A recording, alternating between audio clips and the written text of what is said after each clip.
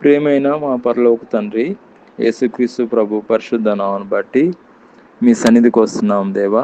నిన్న నేడు ఏకరీతిగా నా దేవా, సజీవుడైన దేవా, సర్వశక్తిమంతుడైన దేవా, కృపగల నాయన, మీకు స్తోత్రం నాయన. ఈ ఉదయకాలను ఎవరైతే ఏకీభవిస్తున్నారో ప్రతి ఒక్కరిని పేరు పేరు వంతున జ్ఞాపకం చేసుకోండి. వాళ్ళ అక్కర్ల అవసరాలన్నీ కూడా తీర్చండి.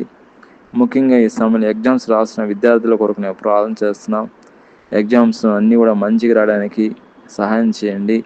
అదేవిధంగా ఎవరైతే అనారోగ్యంతో ఉన్నారో వాళ్ళకి స్వస్థత, విడుదల, పరిపూర్ణమైన ఆరోగ్యం దయచేయండి.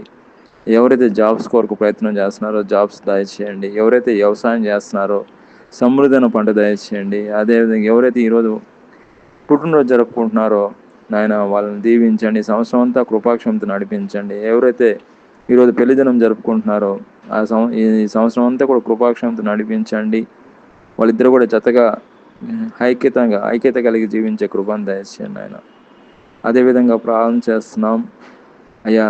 ఎవరైతే దూర ప్రయాణం వెళ్తున్నారో వాళ్ళ ప్రయాణం అంతా కూడా కృపాక్షమతో నడిపించండి.